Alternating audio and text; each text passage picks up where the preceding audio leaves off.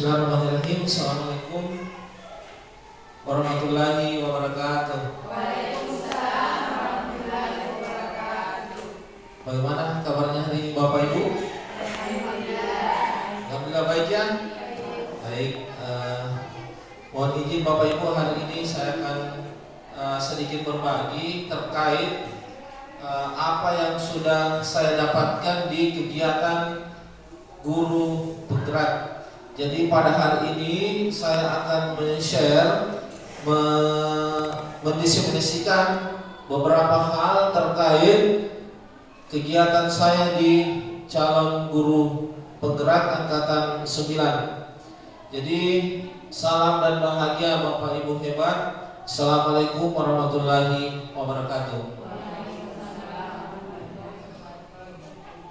Jadi untuk hari ini saya akan membagikan informasi terkait isi modul 1.4 budaya positif. Jadi Bapak Ibu, sedikit tambahan informasi, di kegiatan calon guru penggerak itu ada 10 modul yang dipelajari. Modul 1.1 sampai 1.4. Jadi modul 1 ada 4 paket, 11, 12, 13 dan 14. Kemudian modul 2 ada 3 paket. Modul 21, 22 dan 23. Kemudian modul terakhir, modul 3 ada 3 paket juga, 31, 32 dan 33. Totalnya ada 10 modul yang harus diselesaikan selama mengikuti kegiatan calon guru penggerak. Kemudian Bapak Ibu, terkait modul 1.4 ini ada 4 materi atau 6 ya, 6 konsep terkait budaya positif modul 1.4. Yang pertama yaitu disiplin positif dan nilai-nilai kebajikan universal. Kemudian yang kedua, teori motivasi, hukuman dan penghargaan serta restitusi. Kemudian topik yang ketiga, keyakinan kelas. Topik keempat, kebutuhan dasar manusia dan dunia berkualitas. Topik yang kelima yaitu restitusi yang terdiri dari 5 posisi kontrol. Dan topik keenam yang terakhir yaitu restitusi yang terdiri dari segitiga restitusi. Jadi Bapak Ibu, inilah 6 konsep materi yang dipelajari pada modul 1.4 budaya positif. Baik, kita lanjut. Jadi untuk konsep pertama yaitu disiplin positif dan nilai kebajikan universal. Untuk materi yang pertama ini yaitu perubahan paradigma. Jadi di sini Bapak Ibu ada satu contoh kegiatan, namanya kegiatan kepalan tangan, ya. Kegiatan kepalan tangan ada A dan B, yaitu Anda dan teman Anda. Jadi kita pikirkan, mari kita bayangkan Bapak Ibu kita berpasangan, misalnya Ibu Urliana sama Ibu Ria. Kemudian sobeklah secara kertas kecil, kemudian tuliskan benda atau sesuatu yang dianggap sangat atau paling berharga untuk Bapak Ibu. Ya, kemudian letakkan di salah satu tangan Anda dan genggam benda atau sesuatu tersebut dengan segala daya. Jadi ditulis di secari kertas. Ditulisnya bisa diperhatikan, bisa dibayangkan kita menulis sesuatu, apakah itu benda atau apapun yang kita anggap paling atau sangat berharga di kehidupan kita. kemudian genggam di salah satu tangan Bapak Ibu.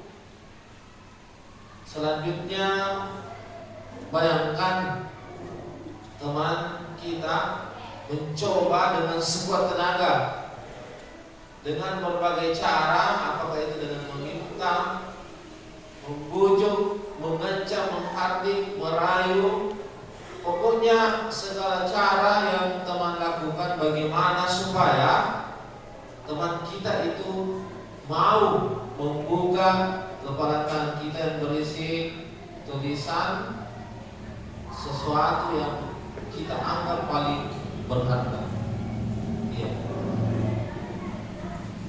Apa yang terjadi? Ya, saya mau mendengarkan pendapat dari kita.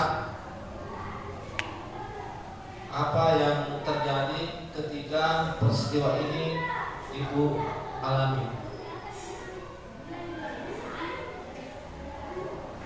Ya, silakan. Butuh waktu berpikir.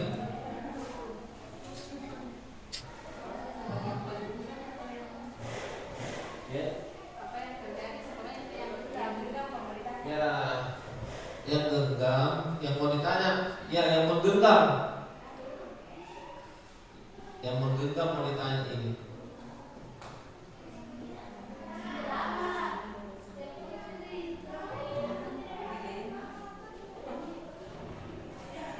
Jadi yang mau saya minta pendapatnya yang menggenggam ini secara tuntas.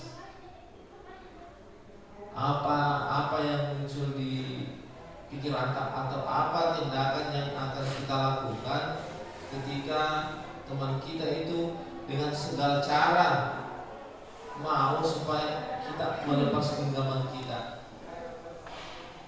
Apakah kita mau membuka atau tidak? Kira-kira bagaimana menurut kita? Bisa? Tidak, saya mau dengarkan pendapat kan bisa saja bermacam-macam, ada yang mau, ada yang tidak. Ya, silakan Pak. Bismillahirrahmanirrahim. Assalamualaikum warahmatullahi wabarakatuh. Assalamualaikum. Mungkin hanya pendapat saya pribadi. Kalau saya apapun, misalnya kalau saya sudah memegang itu apa yang menjadi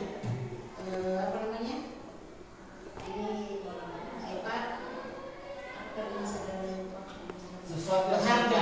ya. Apapun yang saya sudah pegang, misalnya kalau memang itu berharga bagi saya dan saya itu penting untuk saya. Apapun bagaimanapun cara teman yang lain meminta, walaupun itu merayu, sampai merayu, mengambil, mengancam. Tapi kalau saya tekad saya untuk menyembunyikan, misalnya saya tidak akan memberikan. Iya, tidak akan. Tidak akan membuka kepala tangan. Iya. Oke, terima kasih. Akhirnya, ya.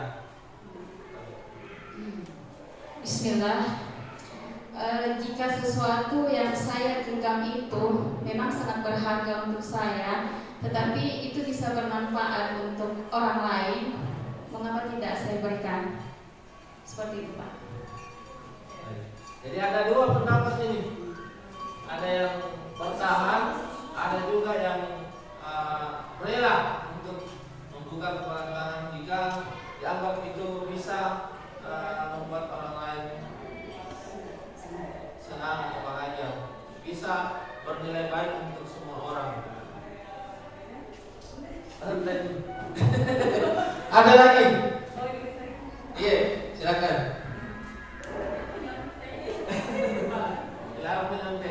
Ya, bismillahirrahmanirrahim. Mungkin kurang lebih dari jawaban dari Bu Ria, sekalipun sangat berharga, tapi seandainya memang barang tersebut akan berguna bagi orang itu, bisa saja. Ya. Kalau memang betul-betul orang itu memerlukan, sangat membutuhkan. Ya, kalau memang sangat membutuhkan, kenapa tidak? Ya, di sana belum ada suaranya. Yang oke, silakan.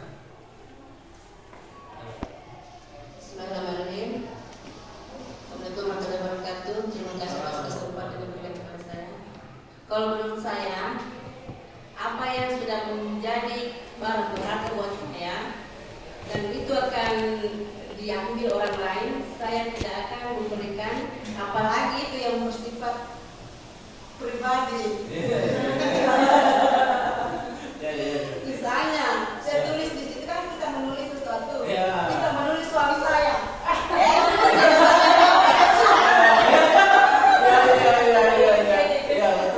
Tidak akan saya lepaskan, apapun caranya mulai saya tidak akan kan tergantung yang tulis itu. Cukup sekian jelas. Jadi betul sekali yang disampaikan kita semua. Atau masih ada lagi? Bu Neneng, Bu Uni? Coba. Assalamualaikum warahmatullahi wabarakatuh. Terima kasih atas kesempatan yang diberikan. Kalau saya, menurut saya hampir sama dengan Ibu Lia sama Bu Oriana. Barang yang sudah ada di tangan, kalau misalkan orang lain membutuhkan, bisa saja saya berikan. Terima kasih. Jadi ada dua versi, ada dua jawaban yang berbeda. Masih ada? Terima kasih atas kesempatannya. Kalau saya pribadi mungkin hampir sama. Kalau saya Pak keduanya tergantung dari apa yang saya tulis. Tapi tidak menutup kemungkinan saya akan memberikan karena apa yang kita miliki hakikatnya tidak ada yang betul-betul kita miliki. Begitu Pak. Gitu ya. Iya. Terima kasih. Satu lagi kita mendengarkan. Ya.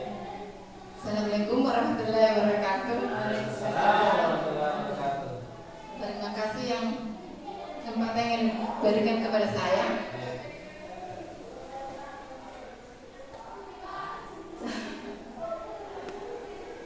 Sama nih Pak itu. Apakah mau membuka atau tetap menutup? Tangan ketika ada orang yang meminta kita membuka sesuatu yang kita berharga, itu yang kita tulis di tangan. Dibuka atau tetap dipertahankan begitu? Dibuka nih Pak, saya kasih. Oke, terima kasih, tepuk tangan untuk kita semua. Iya, terima kasih sudah memberikan pendapatnya terkait perubahan paradigma kegiatan pemerintahan. Jadi ada yang menjawab rela membuka selama hal itu untuk kebaikan, ada juga yang tetap mempertahankan karena itu menyangkut pribadi. Kemudian ada juga kedua-duanya, tergantung situasi dan kondisi. Baik, kita lanjut. Sebentar kita lihat Bapak Ibu alurnya seperti apa. Nah, di sini ada beberapa ilusi kontrol terkait perubahan paradigma. Jadi ada ilusi guru mengontrol murid. Jadi ada paradigma. Apa itu ilusi? Ilusi hayalannya pandangan bahwa guru itu selalu mengontrol murid. Kalau guru mengatakan A, siswa ikut. Guru mengatakan B, siswa ikut. Ini menurut ahli adalah sebuah ilusi. Guru mengontrol murid. Guru mengatakan A, siswa ikut, mengatakan B, siswa ikut. Ini dianggap sebagai sebuah ilusi. Ilusi kenapa? Karena ini tergantung kepada posisi murid tersebut. Mungkin pada saat itu iya, tapi pada waktu tertentu tidak. sama tarik jawaban tak, ini akan mengarah ke sana sebentar, ini penjelasan berikutnya. Kemudian ada juga ilusi bahwa kritik itu dan membuat orang merasa bersalah dapat menguatkan karakter. Jadi misalnya kita mengkritik seseorang sehingga seseorang tersebut merasa bersalah. Nah, itu kan karena kita melakukan hal seperti ini, kita kritik seseorang, akibatnya orang merasa bersalah dan itu anggap kita benar karena memang seperti itu sehingga saya kritik. Kemudian ada juga ilusi bahwa semua penguatan positif efektif dan bermanfaat. Misalnya ada sesuatu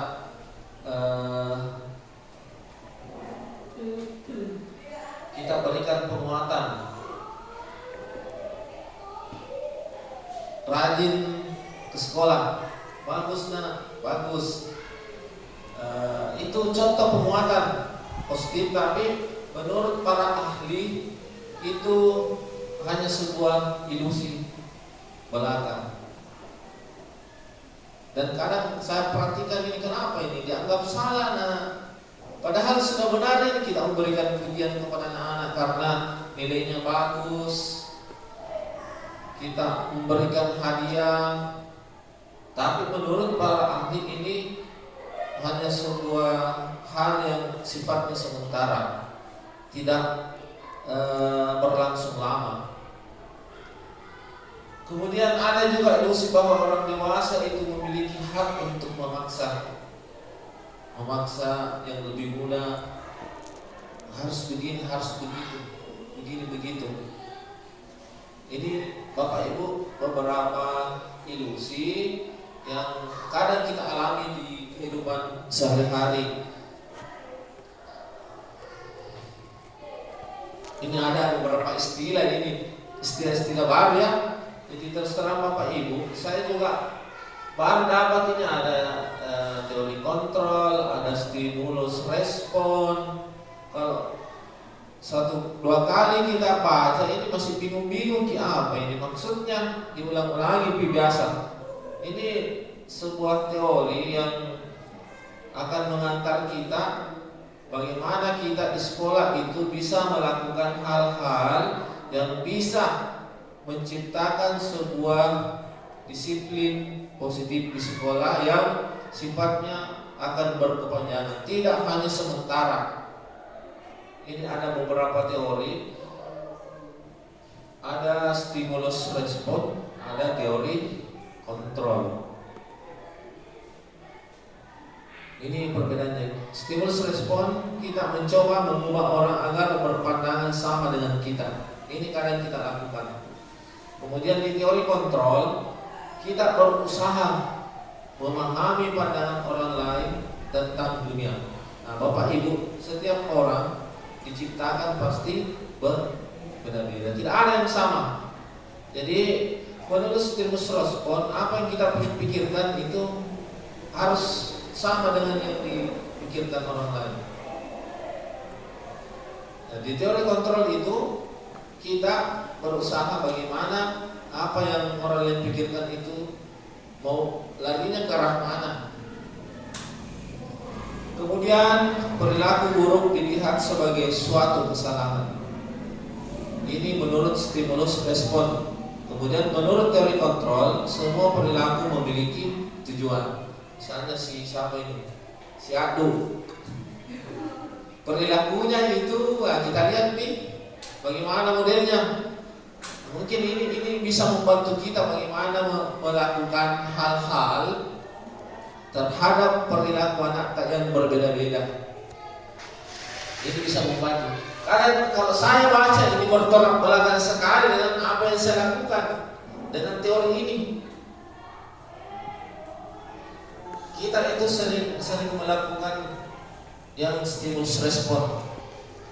Padahal menurut teori yang tepat itu teori kontrol. Ini yang sering sekali terus terang saya pribadi ini juga yang selalu saya lakukan. bertolak belakang dengan teori-teori yang ada bagaimana supaya tercipta suatu disiplin yang positif. Jadi di sini Bapak Ibu saya hanya men-share, mari kita saling berbagi informasi dan saling mengingatkan, ya. Seperti saya selalu mengingatkan untuk bahagia, kemudian saya tidak bahagia ingatkan juga jangan lupa bahagia Pak. Misalnya karena kita ini manusia tidak terus menerus seperti itu. Roda berputar, kadang di atas kadang di bawah. Kemudian Bapak Ibu orang lain bisa mengontrol saya. Kemudian menurut teori kontrol hanya saya yang bisa mengontrol diri saya. Nah, seperti kita jabatan. Saya bisa dikontrol oleh orang lain. Orang lain meminta untuk membuka telapak tangan, ada yang mempertahankan, ada yang mau membuka. Anda tidak bisa mengontrol orang lain. Itu menurut teori. Kemudian pemaksaan ada pada saat rujukan gagal. Kemudian menurut teori kontrol, kolaborasi dan konsensus menciptakan pilihan-pilihan baru. Kolaborasi artinya kerjasama, kesepakatan bersama. Model berpikir menang kalah. Jadi berpikirnya itu dua, menang atau kalah. Kalau teori kontrol, model berpikirnya menang. Tidak ada yang kalah, sama-sama kedua belah pihak itu menang. Iya. Kemudian, nah ini, apakah makna disiplin? Disiplin itu berasal dari bahasa Latin disiplina yang artinya belajar. Kemudian makna asal dari kata ini berkonotasi dengan disiplin diri dari murid-murid Sokrates dan Plato. Sokrates dan Plato ini apa ini? Ahli ini apa ini? Ada yang kenal ini Sokrates dan kalau saya nama sering saya dengar katanya ini orang-orang hebat semua, Sokrates dan Plato. Jadi disiplin diri membuat orang menggali potensinya menuju sebuah tujuan apa yang dia hargai. Jadi itu disiplinnya Bapak Ibu, menggali potensi diri. Dan semua orang memiliki potensi. 10 di ruangan ini atau 11 10 potensi yang berbeda. Kemudian namun dalam budaya kita makna kata disiplin telah berubah menjadi sesuatu yang dilakukan seseorang pada orang lain untuk mendapatkan kepatuhan. Seperti contoh kasus tadi, kita mau mendisiplinkan sesuatu supaya sesuatu patuh apa yang kita katakan, harus begini, harus begitu. Kemudian kecenderungan yang lain kita menghubungkan disiplin dengan ketidaknyamanan karena terpaksa, ya. Anak-anak cepat datang ke sekolah karena terpaksa, karena kalau terlambat dihukum. Misalnya, ya, bukan dengan apa yang kita hargai atau untuk mencapai sebuah tujuan yang mulia. Ini sebuah perenungan bagi kita semua termasuk saya Bapak Ibu, ya. Barangkali selama kita menjadi guru ada hal-hal yang perlu kita benahi bersama. Jadi ini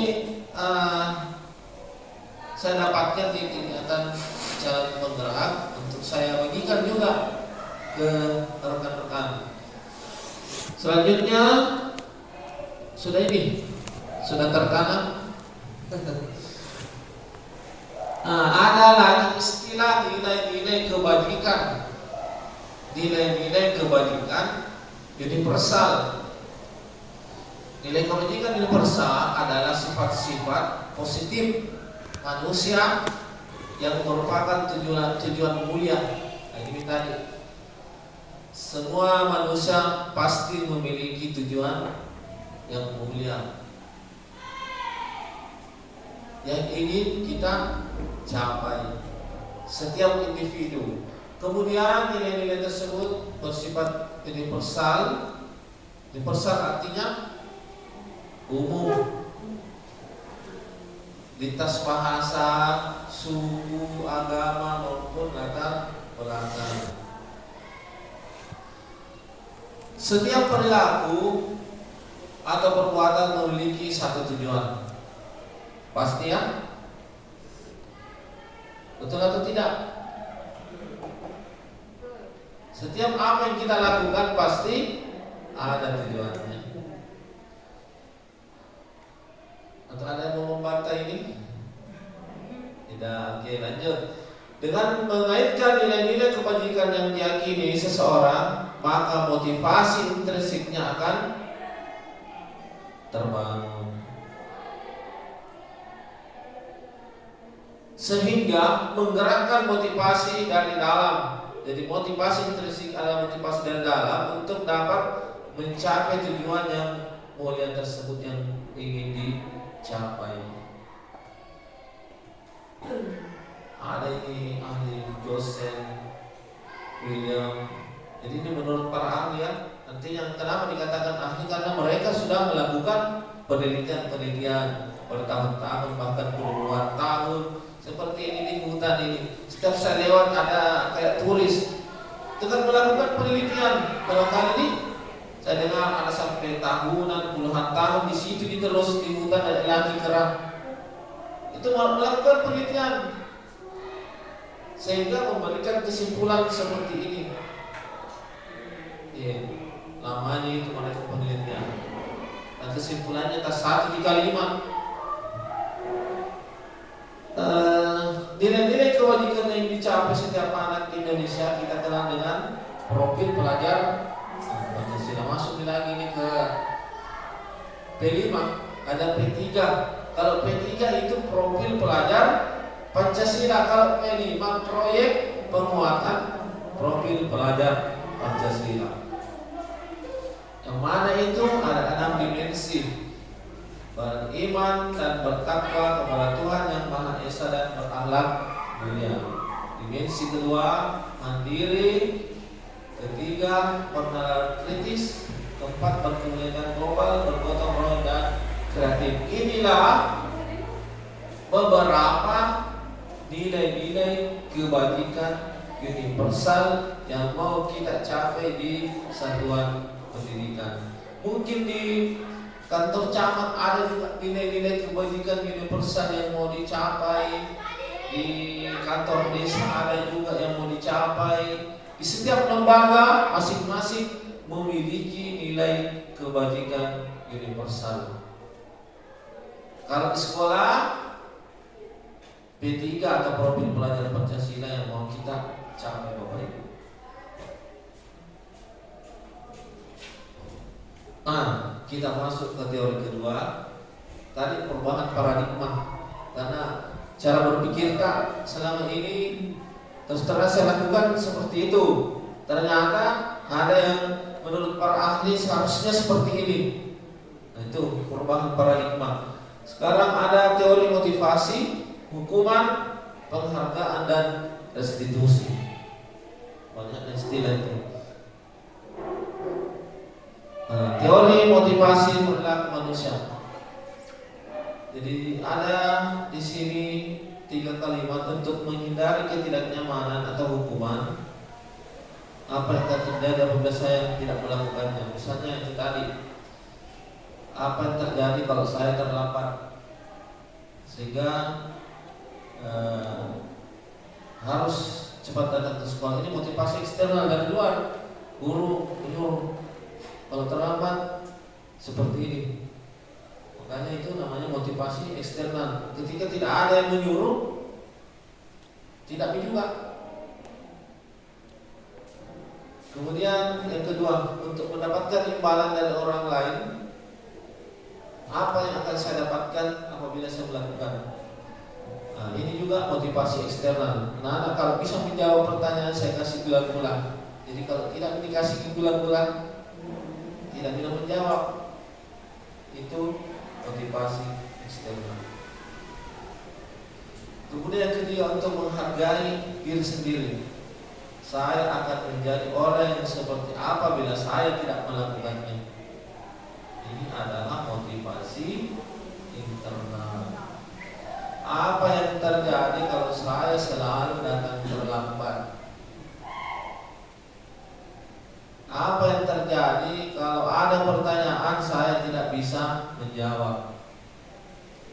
Ini adalah contoh motivasi-motivasi internal yang sebaiknya muncul dari pribadi masing-masing kita. Apakah itu kita ini sebagai individu di dalam masyarakat, anak-anak kita, ini yang perlu kita tumbuhkan, motivasi internal untuk menghasilkan sebuah disiplin positif. Selanjutnya, ini di guru penggerak Bapak Ibu, ini yang dijadikan filosofi atau fondasi, yaitu pemikirannya Ki Hajar Dewantara, Bapak Pendidikan Nasional Indonesia. Ini yang dijadikan filosofi guru penggerak. Salah satu yang Ki Hajar Dewantara atau KHD disingkat. Sekarang singkatan-singkatan yang lagu KHD Ki Hajar Dewantara, salah satunya bahwa merdeka itu artinya tidak hanya terlepas dari perintah, akan tetapi juga cakap buat memerintah diri sendiri. Ini merdeka. Tidak hanya kita terlepas dari penindasan, tidak terperintah, tetapi bagaimana kita bisa memerintah diri kita untuk melakukan hal-hal yang kita anggap itu baik.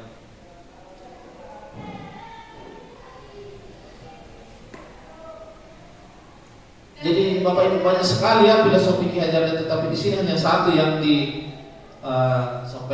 Ada lagi istilah restitusi. Apa itu restitusi? Jadi restitusi adalah sebuah proses menciptakan kondisi bagi murid untuk memperbaiki kesalahan mereka. Jadi ada istilah restitusi Bapak Ibu. Ada restitusi, yaitu sebuah proses bagaimana menciptakan sebuah kondisi bahwa murid kita itu bisa memperbaiki kesalahannya sendiri. Mereka sendiri yang memperbaiki. Masuk lagi di sini apa itu tadi? Motivasi intrinsik. Ya. Melihat teori tadi Bapak Ibu, yang mana kira-kira yang efektif? Motivasi ekstrinsik atau intrinsik? Ketika misalnya kita suruh anak-anak cepat datang, kalau tidak datang dihukum kalau terlambat, atau ketika misalnya dia sendiri yang termotivasi, kalau saya selalu terlambat, mau jadi apa saya ini? Kira-kira yang mana lebih kita pilih? Ya, motivasi intrinsik. Mereka sendiri yang sadar. Kita juga tidak setengah mati pote-pote, tidak setengah mati menghukum. Jadi ada namanya restitusi, sehingga mereka mengakui kesalahan. Misalnya mereka berbuat salah, mereka sadar, mereka mau memperbaiki kesalahannya, sehingga mereka tidak terkucilkan, tersisihkan dari lingkungan. Restitusi juga merupakan sebuah proses kolaboratif yang mengajarkan murid untuk mencari solusi untuk masalah mereka sendiri. Jadi mereka sendiri yang berpikir, bukan kita yang setengah mati berpikir, karena yang mau jalankan anak-anak.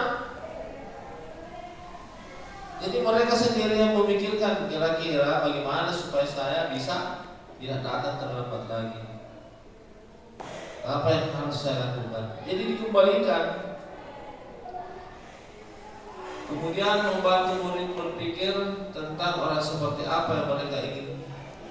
Nah, ini tujuan apa yang ingin dicapai dan bagaimana mereka harus bagaimana mereka harus bertindak. Ciri-ciri restitusi, istilah baru ini Bapak Ibu, restitusi. Jadi kalau yang ikut calon guru penggerak, kalau ada hal-hal seperti ini bilang restitusi. Jadi ada 9 cirinya.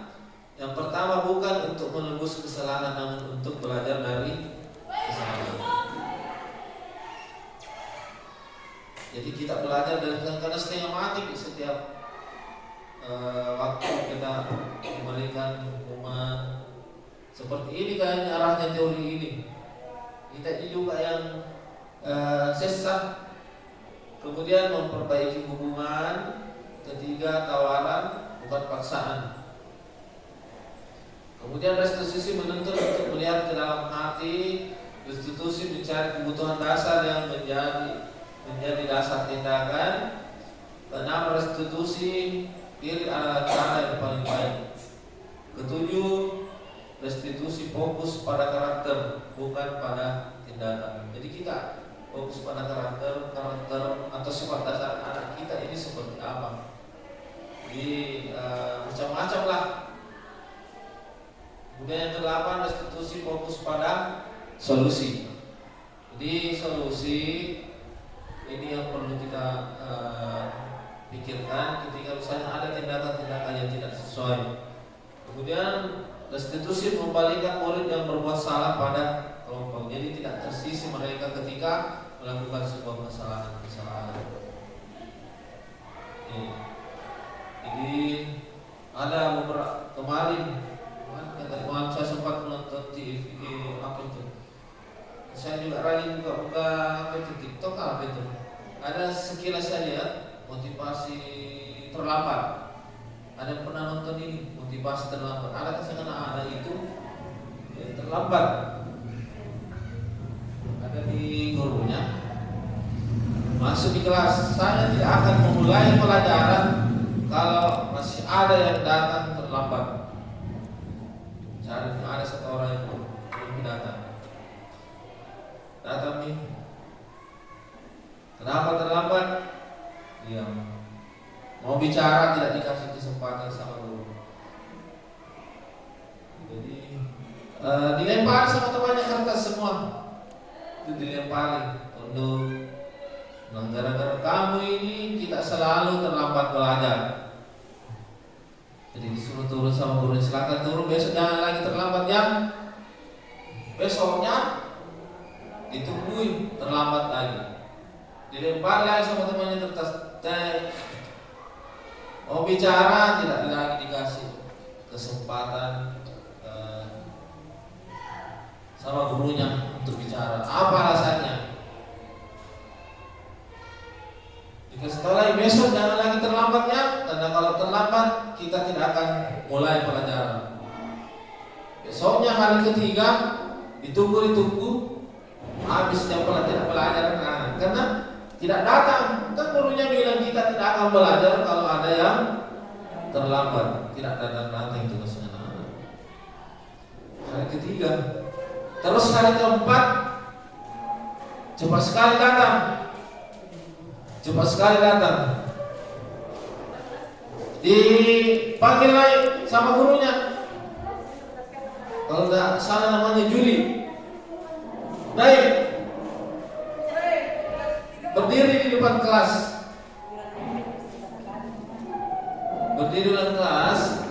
Dia protes, saya tidak terlambat Pak. Kenapa dihukum?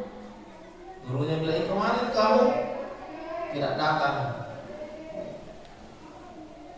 Ini ada siap-siap lagi temannya kertas mau lempar toh.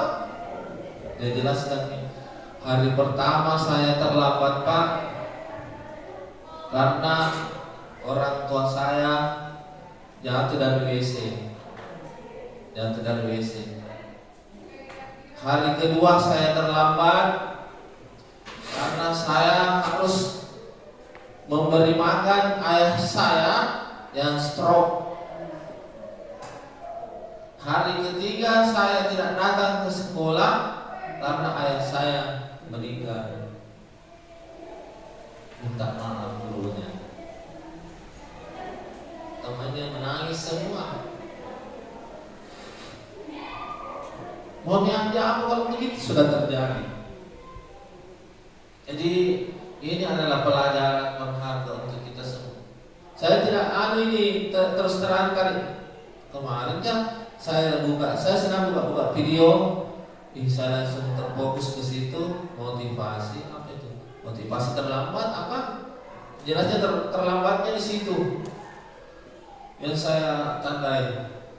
Dan berhubungan dengan sekolah. Jadi perlu kita cari tahu Bapak Ibu, anak-anak yang melakukan sesuatu yang lain daripada yang lain. Kenapa seperti itu?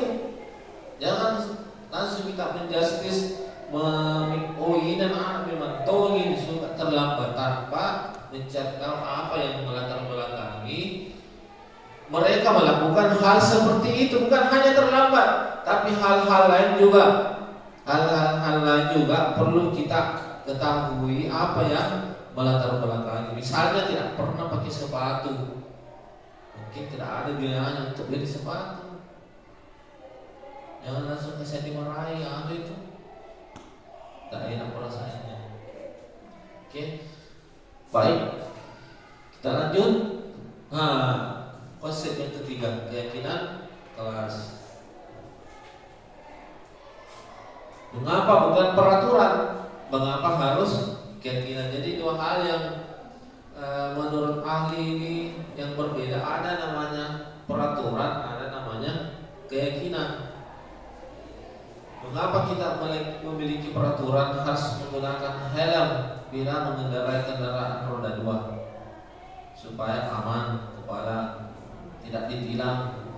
Mengapa kita memiliki peraturan 3M, menggunakan masker, mencuci tangan, menjaga jarak supaya kita terhindar dari penyakit? Mengapa kita memiliki peraturan harus datang tepat waktu pada saat mengikuti pelatihan supaya kita tidak ketinggalan materi? Kemudian untuk mendukung motivasi intrinsik, kembali ke nilai-nilai kebajikan ataupun keyakinan-keyakinan positif yang kita rasakan, ya. Jadi perlu memang kita menumbuhkan motivasi intrinsik sehingga dibutuhkan sebuah keyakinan. Ada budaya positif, lingkungan positif, keyakinan kelas. Jadi peraturan kelas itu Bapak Ibu hanya jika dibandingkan ini kan ada lingkaran besar, ada lingkaran kecil. Jadi peraturan kelas mungkin yang selama ini kita terapkan itu hanya sebagian kecil. Hal-hal yang perlu sebaiknya kita lakukan itu bagaimana menciptakan sebuah budaya positif. Nah ini contoh kesepakatan kelas. Jadi kesepakatan itu atau keyakinan kelas jadi sama. Jadi keyakinan kelas dan kesepakatan kelas, semua pihak terlibat. Kalau peraturan, satu pihak yang terlibat membuat peraturan tersebut. Kalau keyakinan atau kesepakatan kelas, semua pihak terlibat. Jadi tidak ada yang dirugikan karena semua terlibat menuangkan apa yang mereka yakini benar, itu yang dituliskan, itu yang dicantumkan di dalam misalnya tata tertib sekolah. Kita sebaiknya melibatkan guru, melibatkan orang tua, melibatkan siswa. Selama ini kan barangkali kita membuat peraturan sekolah, kita yang pikir-pikir ini. Artinya hanya menentukan kita, barangkali merugikan siswa. Nah, di situ kita ada kalah menang, ada menang. Kalau kesepakatan atau keyakinan kelas yang kita jalankan itu menang-menang. Karena kita libatkan siswa, libatkan guru, orang tua. Jadi tidak ada yang kalah di situ, semua terlibat, semua menang. Tapi kalau peraturan kadang hanya satu pihak yang diuntungkan, pihak lain itu dirugikan. Nah, contoh peraturan dan keinginan kelas selalu mengembalikan buku ke tempatnya. Kalau menurut teori keinginan kelas itu adalah sebuah tanggung jawab. Tanpa disuruh, tanpa diperintah, itu sudah sebuah tanggung jawab. Ketika kita mengambil barang di tempatnya, kita juga harus mengembalikan ke tempatnya. Kemudian dilarang mengganggu orang lain.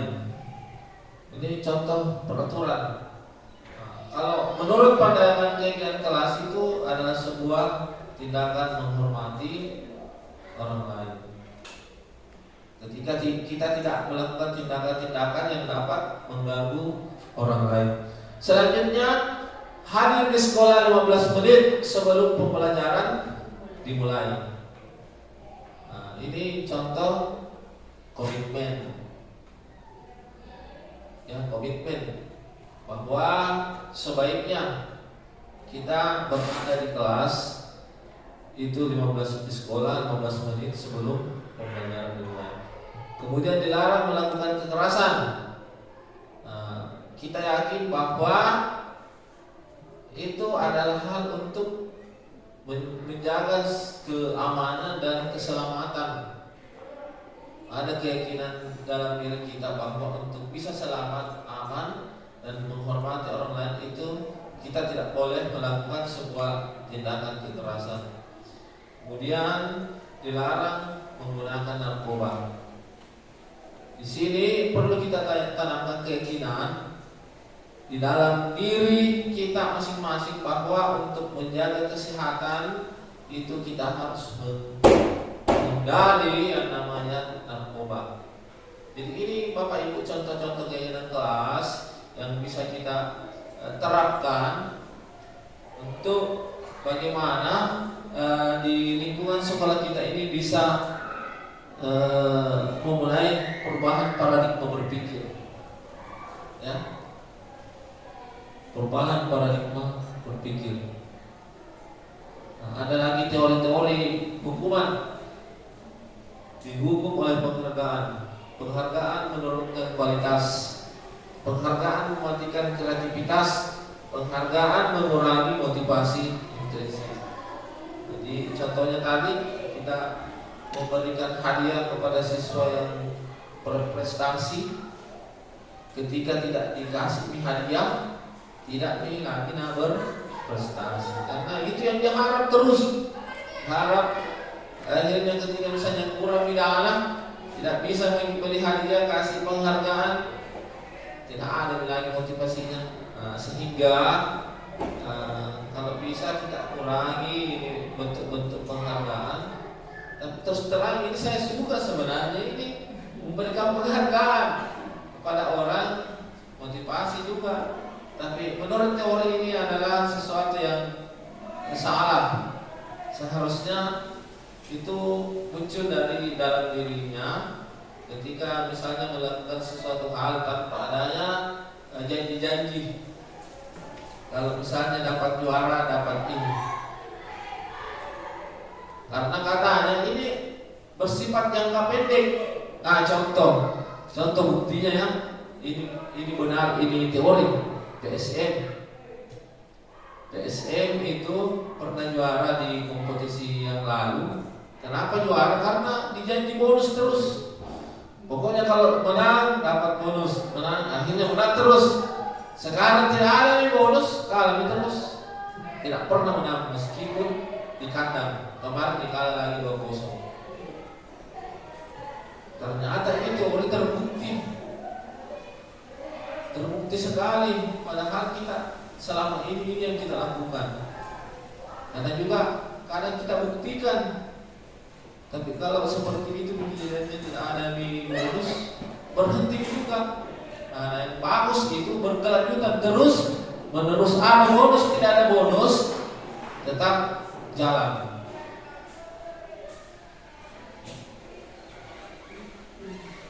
ada namanya hukuman dan konsekuensi. Nah, ini yang perlu kita bedakan, yang mana yang baik sebenarnya. Mencatat 100 kali dalam buku kalimat saya tidak akan terlambat. Nah, saya pernah lakukan ini. Kita habis sama ini. Yang ketawa itu pernah melakukan ini. Tulis di bukumu, kasih penuh. Saya tidak akan terlambat lagi. Saya tidak akan terlambat lagi. Saya sama dengan anak yang menulis satu buku. Oh, pernah dihukum seperti ini. Nah, ini namanya hukuman. Lari melalui lapangan basket 2 kali karena terlambat hadir di sekolah. Hukuman. Murid diminta untuk push up. Hukuman. Mengganti kertas tugas teman yang telah dicoret-coret. Ini namanya konsekuensi. Jadi dikembalikan. Misalnya ada anak-anak yang melakukan pelanggaran, dikembalikan kenapa anak begitu. Ditanya dulu alasannya kan, semua tindakan pasti ada tujuan. Nah ini teman kasih bagaimana nih, kira-kira bagaimana solusinya. Nah dikembalikan lagi. Oh iya Pak, nanti saya ganti bukunya. Nah enaknya kalau begitu. Itu namanya kolaborasi, konsekuensi, bukan hukuman. Kalau konsekuensi menang-menang, hukuman menang kalah, anak-anak itu tertindas. Nah kita ini mau menumbuhkan motivasi intrinsik supaya bisa bertahan lama, bisa terus menerus. Ini budaya positif, tidak hanya sementara. Murid disuruh mengenakan sepatu sehari di sekolah karena tidak mengenakan sepatu hitam. Lari di lapangan basket 2 kali karena terlambat 10 menit untuk pelajaran PJOK. Ah, ini cocok kalau PJOK lari, olahraga. Tapi kalau matematika kalau disuruh lari, oke. Ini banyak sekali. Oh, perbedaannya ya, hukuman dan konsekuensi. Jadi hukuman adalah sesuatu yang menyakitkan, harus terjadi. Konsekuensi sesuatu yang harus terjadi. Jadi kalau hukuman itu sifatnya menyakitkan, kemudian hukuman membuat anak sakit, baik itu fisiknya atau hatinya sakit hati, yang sakit hati dalam jangka waktu yang lama. Kalau konsekuensi membuat anak merasa tidak nyaman dalam jangka waktu pendek. Ya, artinya tidak lama pada saat itu misalnya anak-anak disuruh mengganti karena menghilangkan bukunya temannya. Pada saat itu setelah itu kan mereka merasa terbayarkan kesalahannya. Selesai. Saya menghilangkan buku, saya sudah ganti, selesai. Anak membenci kedisiplinan, anak menghargai disiplin. Hukuman paksaan, konsekuensi, stimulus tanggapan. Artinya konsekuensi itu mereka mencari solusi sendiri dari apa yang mereka perbuat, kesalahan yang mereka lakukan. Mereka sendiri yang mencari bagaimana jalan keluarnya. Kalau ini dilihat Bapak Ibu susah. Memang kalau langsung mau, tapi kalau kita pelajari dulu teorinya, dilaksanakan pelan-pelan insyaallah bisa. Karena kalau mau langsung kita laksanakan teori ini agak berat. Karena kebiasaan tak selama ini kan teori-teori zaman dulu yang kita pakai, teori-teori hukuman. Ya, nah ini bisa kita lihat. Lanjut.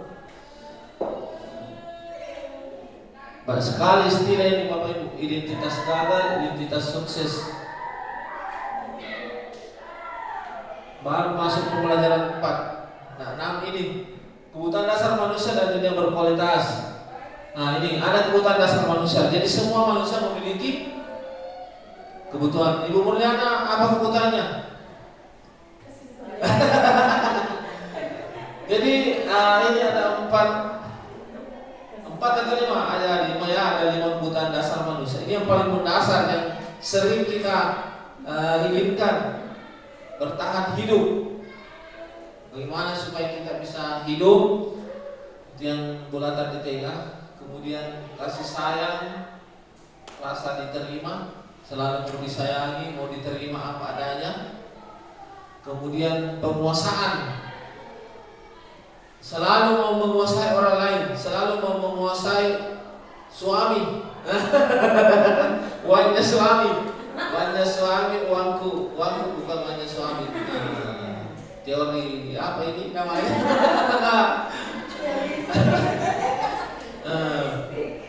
Menang kalah atau menang-menang. Ini teori penguasaan. Kemudian ada teori kebebasan, mau bebas, tidak mau terikat. Ada teori kesenangan. Ini adalah kebutuhan dasar manusia yang selalu kita mau lakukan, mau capai. Ini ada contoh kebutuhan. Ibu guru bilang, aku tidak boleh bersenandung sewaktu mengerjakan tugas. Katanya kelas harus tenang, tidak ada suara. Padahal kan aku suka dan senang menyanyi. Kira-kira kebutuhan apa ini Bapak Ibu dari 5 kebutuhan tadi? Apa? Kebutuhan bertahan hidup, kesenangan, ya kesenangan. Ibu guru tidak menyapa aku hari ini, padahal aku pakai jepitan rambut baru. Kebutuhan? Nah, butuh perhatian. Aku bosan masa belajarnya cuma itu aja, dengerin ibu, guru aja. Kebutuhan apa ini? Kita kembali ke sini dulu. Ya, penguasaan. Itu terus. Aku sebel gambarku tidak rapi, malah ibu guru nunjukin ke teman-temanku di kelas. Ya, perasaan. Butuh dijaga perasaannya itu anak-anak. Ya. Banyak sekali di sini contoh-contoh kasus Bapak Ibu terkait kebutuhan. Nah, jelasnya kita sudah tahu jenis-jenis kebutuhan itu ada. Kemudian eksplorasi teori yang kelima, yaitu 5 posisi kontrol. Ini penting semua ini Bapak Ibu. Posisi kontrol ada 5. Penghukum, ini yang merah, membuat orang merasa bersalah. Kemudian sebagai teman, ini posisi ya, posisi penghukum, posisi membuat orang merasa bersalah, posisi teman, posisi pemantau, dan posisi manajer. Ada 5 posisi kontrol kita. Nah, ada istilah identitas gagal, menghindari hukuman. Itu sekali tulisannya. Iya.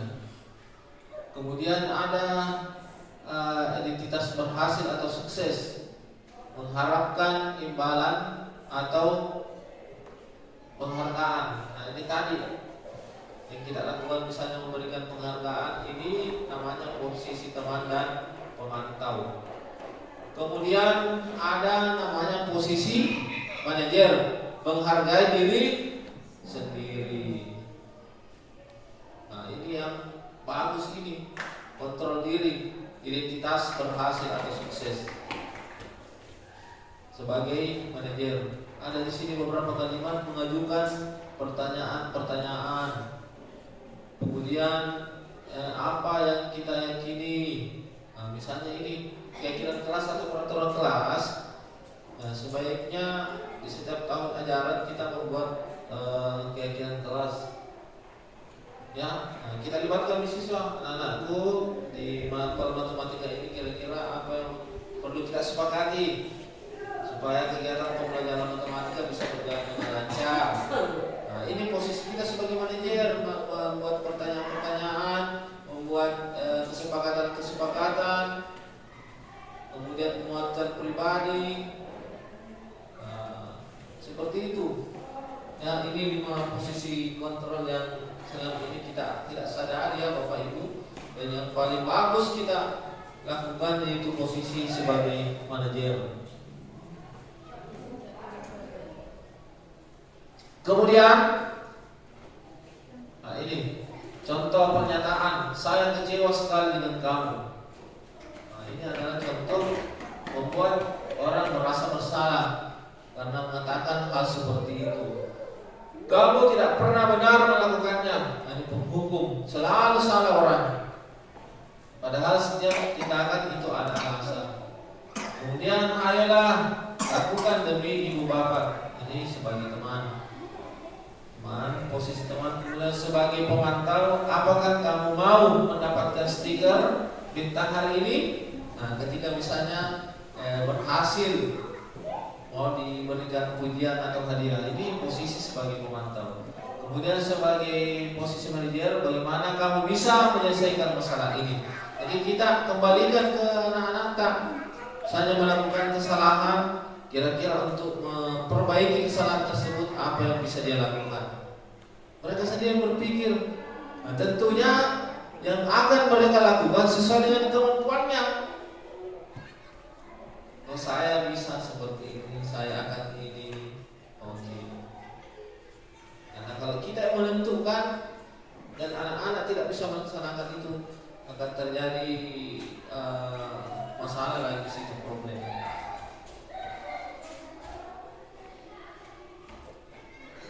Nah, yang keenam terakhir, segitiga restitusi. Nah, inilah langkah-langkah yang direkomendasikan kepada kita supaya budaya positif itu bisa tercipta, bisa berjalan secara kontinu, secara terus-menerus. Yang mana itu segitiga restitusi ada namanya menanyakan keyakinan. Menanyakan keyakinan, menanyakan kepada peserta didik kita ketika melakukan hal-hal tertentu apa alasannya. Apa alasannya? Supaya kita juga bisa berpikir apa tindakan kira-kira yang bisa dilakukan. Kemudian yang kedua, menstabilkan identitas.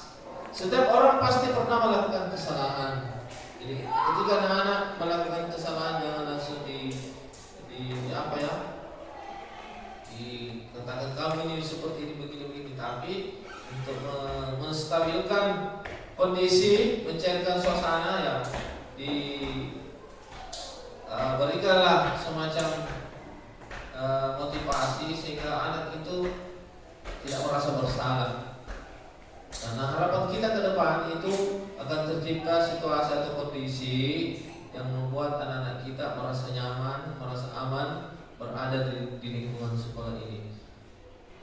Oke, dan memvalidasi kebutuhan. Kamu tentu punya alasan mengapa melakukan itu. Adakah cara? Nah, ini kita kembalikan. Adakah cara yang efektif untuk mendapatkan apa yang kamu butuhkan? Adakah hal-hal lain yang bisa kamu lakukan, hal-hal yang positif, nilai-nilai kebajikan, apa yang bisa kamu lakukan selain hal tersebut yang sifatnya negatif? Jadi kita tanyakan dulu alasan melakukan tindakan, kemudian kita kembalikan lagi. Banyak hal yang kita bisa katakan kepada anak-anak ketika kita sudah tahu alasan melakukan hal tersebut. Oke, Bapak Ibu, mungkin sampai di sini hal-hal yang saya sampaikan terkait isi dari modul 1.4, modul calon guru penggerak terkait budaya positif. Mudah-mudahan ada manfaatnya untuk kita semua dan juga untuk saya pribadi. Terima kasih atas segala perhatian Pak. Mohon maaf atas segala kekurangan. Billahi taufiq wal hidayah. Wassalamualaikum warahmatullahi wabarakatuh.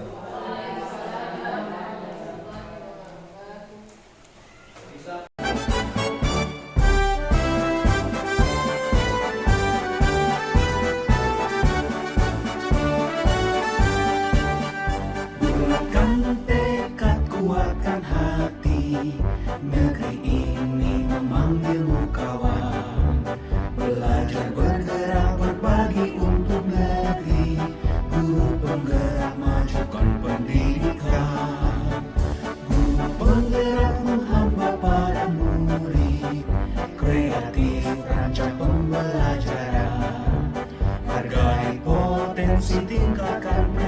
prestasi, lahirkan profil pelajar Pancasila.